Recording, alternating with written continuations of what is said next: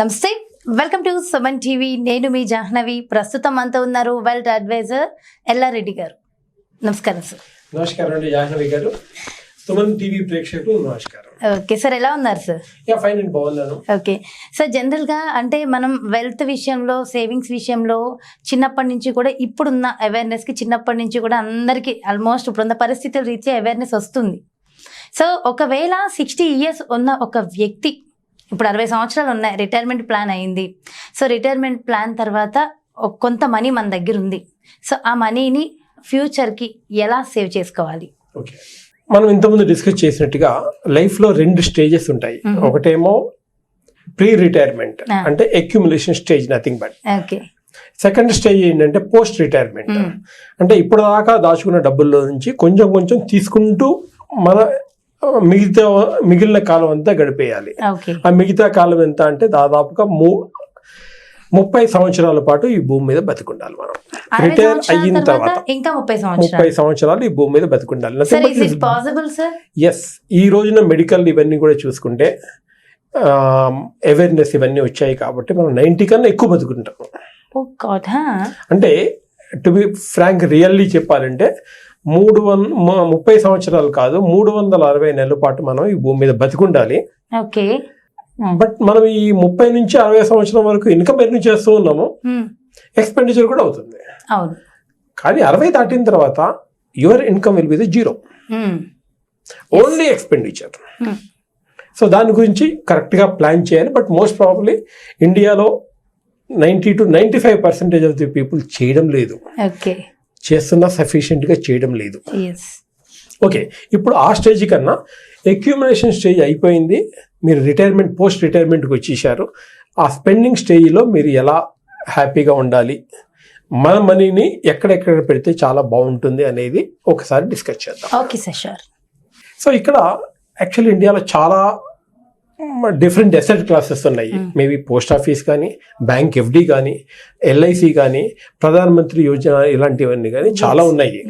వాటితో పాటుగా ఈ మధ్య ఎక్కువగా చాలా మంది ఫోకస్ చేస్తుంది అంటే మ్యూచువల్ ఫండ్ ద్వారా ఎక్కువ రిటైర్మెంట్ పెన్షన్ తీసుకోవడం అనేది ఎక్కువ మంది ఫోకస్ చేస్తున్నారు.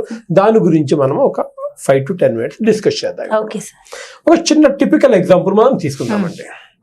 సపోజ్ ఇక్కడ ప్రొఫెషన్ వైజ్ కూడా కొంచెం మార్పు ఉంటుంది. చాలా మంది ఏంటి అంటే గవర్నమెంట్ ఎంప్లాయీస్ ఉంటారు, కొంతమంది ప్రైవేట్ ఎంప్లాయీస్ ఉంటారు, కొంతమంది బిజినెస్ పీపుల్ ఉంటారు. వాళ్ళ ఇన్కమ్ డిపెండ్స్ ఆన్ ఉంటుంది. గవర్నమెంట్ ఎంప్లాయీస్కి జనరల్లీ పెన్షన్ ఉంటుంది, ఒకప్పుడు ఉండేది, బట్ ఇప్పుడు అది కూడా రావడం లేదు. సో ఒక పర్సన్ ఇప్పుడు రిటైర్ అయిపోయాడు, ఆయన చేతిలో 10 లక్షల రూపాయలు ఉన్నాయి. 10 లక్షల రూపాయలు ఈ రోజున రిటైర్ అయిన పర్సన్కి కొంతమందికి అది చాలా పెద్ద అమౌంట్ అండి. 10 లక్షలు అనేది 30 సంవత్సరాల పాటు సముద్రాన్ని ఈది, అంటే సంసార బాధ్యతలన్నీ అయిన తర్వాత, పిల్లల ఎడ్యుకేషన్, మ్యారేజ్ ఇవన్నీ అయిన తర్వాత ఒక 10 లక్షల రూపాయలు సేవ్ చేయడం, తన కోసం తనుగా సేవ్ చేయడం 10 లక్షల రూపాయలు కొంతమంది చాలా పెద్ద అమౌంట్ అయి ఉండొచ్చు, కొంతమందికి చాలా చిన్న అమౌంట్ కావచ్చు, కొంతమందికి మనం 10 lakh రూపీస్ తోటి మనం ఒక చిన్న ఎగ్జాంపుల్ మనం తీసుకుందాం. జనరల్లీ చాలా మంది ఏం చేస్తారంటే ఈ 10 lakhs తీసుకెళ్ళి బ్యాంకులోనో FD పెట్టేసి ఎవ్రీ మంత్ దానిలో ఇంట్రెస్ట్ తీసుకుంటూ ఉంటారు. అంటే కమింగ్ 30 years వచ్చే ఇంట్రెస్ట్ తోటి కాలం గడుపుతూ రావాలి, ఎగ్జిస్ట్ అవుతూ రావాలి. మేడం, ఈ రోజున బ్యాంక్ ఇంట్రెస్ట్ బట్టి 5.5 to 6% మాత్రమే ఇస్తున్నారు. సో అంటే దాదాపుగా ఒక 5,000 రూపాయలు పర్ మంత్ మీకు పెన్షన్ వస్తుంది. 10 లక్షలు పెడితే 5,000 రూపాయలు ఎవ్రీ మంత్ మీకు పెన్షన్ వస్తుంది. 5,000 తోటి ఒక మంత్ మొత్తం గడపడము సాధ్యం అవుతుందా? ఈవెన్ మెడిసిన్స్ కి కూడా సరిపోవు కదా సార్, వాళ్ళు వేసుకునే మందులకు కూడా సరిపోవు. బట్ ఓకే, అతను ఇంకేం చేయలేడు, 10 లక్షలు మాత్రమే సేవ్ చేసుకున్నాడు, అన్ఫార్చునేట్లీ చేసుకున్నాడు. ఒకసారి ఆయన లైఫ్ గురించి ఊహించండి ఎలా ఉంటుందో. ఇక్కడ కన్నా ఊర్లో ఉంటారు, లేకపోతే డిస్ట్రిక్ట్ క్యాపిటల్స్లో ఉంటారు, 5,000 తోటే సర్వైవ్ కావాల్సిన పొజిషన్ ఉంది. ఓకేనండి, ఇబ్బంది అయినా నో అదర్ ఛాన్స్ కాబట్టి 5,000 ఎవ్రీ మంత్ తోటి సర్వైవ్ అవుతూ వస్తున్నాడు. ఇక్కడ చూడండి ఒక 5 సంవత్సరాలు గడిచిపోయింది. ఇప్పుడే ఇబ్బంది 5,000 అనేది ఇబ్బంది అనుకున్నాము. 5 years అయిపోయింది. బ్యాంక్ వాళ్ళు ఇచ్చే సేమ్ 5,000 ఇస్తారు. సర్వైవ్ కాగలరా 5 సంవత్సరాలు అయిన తర్వాత?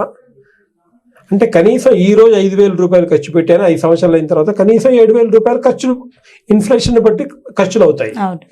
ఈ రోజు సర్వైవ్ కాలేనా, ఆ రోజు సర్వైవ్ కాలేడు ఎలా? ఎందుకంటే ఖర్చులు పెరిగిపోతున్నాయి, మనీకి వాల్యూ తగ్గిపోతుంది కదండి. 2 రూపాయలు ఆ రోజున 7,000 రూపాయలు కావాలి, చెప్పండి ఎలా చేయాలి? ఓకేనండి, అడ్జస్ట్ అయిపోయాడు. ఇంకొక 5 ఏళ్ళు గడిచిపోయింది. అంటే దాదాపు 9,000, 10,000 రూపాయలు per month only for expenditure కావాల్సిందే. బ్యాంక్ వాళ్ళని పెంచుతారండి. మరి ఏం చేయాలి చెప్పండి ఆయన? సార్ మీరు చెప్పండి సార్ ఏం చేయాలి? ఎస్, దానికి అంటే ఇక్కడ ఫైనాన్షియల్ అడ్వైస్ చాలా మంది ఉన్నారు.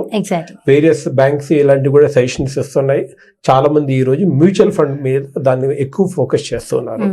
మ్యూచువల్ ఫండ్ లో ఏంటంటే మనము ఇన్స్టెడ్ ఆఫ్ 5,000 రూపీస్ 6,000 నుంచి 7,000 వరకు తీసుకోవచ్చు. డిపెండ్స్ అది పోర్ట్ఫోలియోని బట్టి ఆ పర్సన్ ఇవన్నీ కూడా చూసుకొని ఒక 6,000 నుంచి 7,000 రూపీస్ ఎవ్రీ మంత్ మీరు తీసుకోవచ్చు.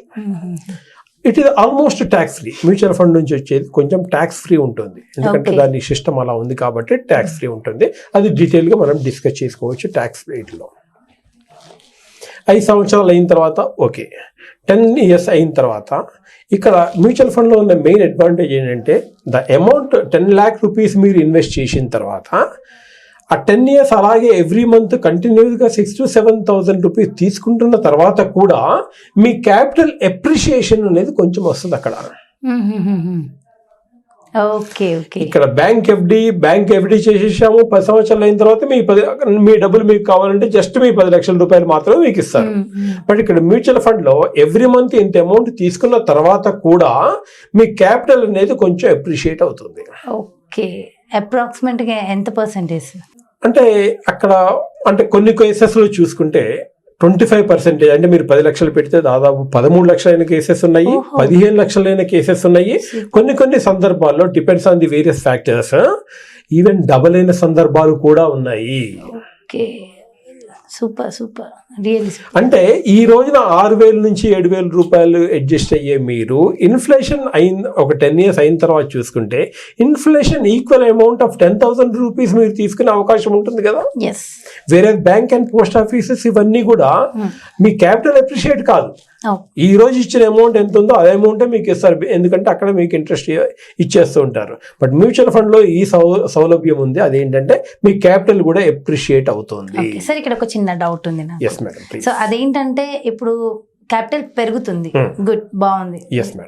తగ్గే అవకాశాలు ఉంటాయా? అంటే మ్యూచువల్ ఫండ్ లో కానీ ఈక్విటీ కానీ స్క్రిప్ట్స్ కానీ ఇవన్నీ కూడా ఏంటి అంటే దాదాపుగా ఎప్పుడు కూడా 30 సంవత్సరాల నుంచి చూసుకున్నా కూడా ఇలాగే ఉంటుంది. సెన్సెక్స్ కానీ బిఎస్సి కానీ నిఫ్టీ కానీ ఇవన్నీ కూడా అప్ అండ్ డౌన్ అనేది రెగ్యులర్గా ఉంటుంది. ఈవెన్ ఈ రోజు కూడా అప్ అండ్ డౌన్ ఉంది. 50,000 రూపీస్ 53 పాయింట్స్ వచ్చినా 53,000 పాయింట్స్ వచ్చినా కూడా అప్ అండ్ డౌన్ అనేది very common mutual fund. Up ఉంటుంది, డౌన్ ఉంటుంది. బట్ ఆ రోజున 30 సంవత్సరాల క్రితము మేబీ 20 years బ్యాక్ 3,000 ఉంది, ఈ రోజు 53,000 ఉంది. ఆ రోజు అప్ అండ్ డౌన్ ఉంది, ఈ రోజు కూడా అప్ అండ్ డౌన్ ఉంటుంది. ఇంకో 30 సంవత్సరాలు అయిన తర్వాత, ఇంకో 50 సంవత్సరాలు అయిన తర్వాత ఎప్పుడు అప్ అండ్ డౌన్ ఉంటుంది. కానీ ఈ రోజున 53,000 అప్ అండ్ డౌన్ ఉన్నది 20 years తర్వాత మేబీ 1,50,000 లేకపోతే 2 lakh మధ్యలో అప్ అండ్ డౌన్ అవుతూ వస్తుంది. అంటే గ్రోత్ విల్ బి దేర్. ఓకేనండి. ఇంకొక టిపికల్ సేమ్ ఎగ్జాంపుల్ ఇంకోటి మనం చూద్దామండి. సపోజ్ ఈ రోజు అంటే చాలా మంది మనలో ఏం చేస్తుంటారంటే రిటైర్మెంట్ ప్లానింగ్ గురించి వాళ్ళకున్న అవగాహన ఏంటి అంటే ఒక ఇల్లు కొనేయడము, చిన్న పోర్షన్స్ తయారు చేయడము, లేకపోతే ఈ రోజుల్లో అది కూడా కష్టం అవుతుంది కాబట్టి కన్స్ట్రక్షన్ ఇవన్నీ కూడా ఒక అపార్ట్మెంట్ కొనేసి దాని మీద వచ్చిన రెంట్ తోటి రిటైర్మెంట్ ప్లానింగ్ చేసుకుంటూ ఉంటారు. చాలా మంది మన దగ్గర ఉన్న వాళ్ళు చాలా మంది అదే పని చేస్తుంటారు. సో ఇక్కడ సపోజ్ ఈ రోజు ఎగ్జాంపుల్గా 1 కోటి రూపాయలతో ఒక అపార్ట్మెంట్ కొన్నారండి.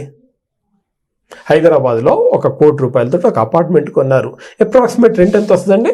20-30,000 రూపీస్ వరకు రావచ్చు.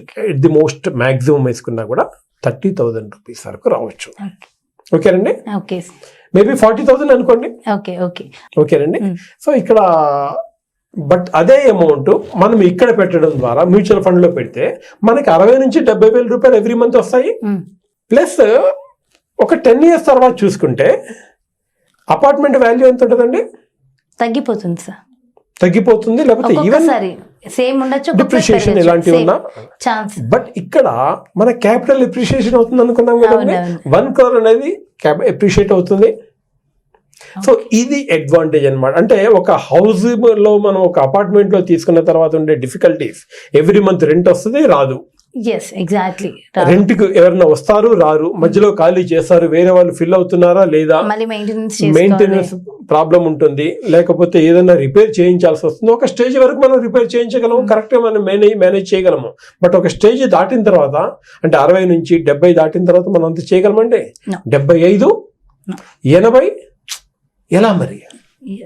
బట్ ఇక్కడ నో ప్రాబ్లం. ఒకసారి కనుక మనం వేసామంటే ఆటోమేటికల్లీ ఎవ్రీ మంత్ రెగ్యులర్ గా మీకు ఇన్కమ్ వస్తూ ఉంటుంది. సో ఇది జనరల్లీ మ్యూచువల్ ఫండ్ లో ఉన్న అడ్వాంటేజెస్. సార్ అంటే మీరు వెల్త్ అడ్వైజర్ గా ఉన్నారు కాబట్టి ఎవరైనా మీకు కాల్ చేయాలంటే డైరెక్ట్ గా కాల్ చేయొచ్చు సార్? డైరెక్ట్ గా కాల్ చేయొచ్చండి, ఏమీ పర్వాలేదు. Any time I will take your calls. And నేనే కాదండి, చాలా మంది ఫైనాన్షియల్ అడ్వైజర్స్ ఉన్నారు. Please take their advice. ఎందుకంటే దీనివల్ల మంచి ఉపయోగం ఉంటుంది మీకు. ఎందుకంటే ఇప్పుడు మనం చెప్పినట్టుగా ఈ డిఫికల్టీస్ లేకుండా మన క్యాపిటల్ ఎప్రిషియేషన్ ఏమి చేయాలండి, ఇదే అమౌంట్ పెరగకపోతే మనం ఏం చేస్తాం? ఓకే, సో ఇది అడ్వాంటేజెస్. Super sir. నిజంగా అంటే రిటైర్మెంట్ కి వచ్చిన డబ్బులు ఏ విధంగా చేయాలి, ఫ్యూచర్ ఏంటి అన్న దాని మీద చాలా చక్కగా, చాలా క్లారిటీగా వివరించారు. Thank you so much sir. నమస్తే. నమస్కారం అండి. సో చూసారు కదండి, నిజంగా అంటే రిటైర్మెంట్ టైంలో ఉన్నటువంటి మనీని ఏం చేయాలి, ఎలా చేయాలి, చాలా మంది కన్ఫ్యూజ్ అవుతూ ఉంటారు. ఫ్యూచర్ ఏంటి, అసలు నేను అన్ని ఇయర్స్ బ్రతుకుతానా లేదా అన్న విషయాలు కూడా ఈ వీడియో ద్వారా మీకు చక్కగా క్లారిటీగా, మీకు ఒక క్లారిటీ వచ్చిందని అనుకుంటున్నాను. మరి బ్యూటిఫుల్ వీడియోతో మళ్ళీ మీ ముందుకు వచ్చేస్తా. అంతవరకు సెలవు. నమస్తే.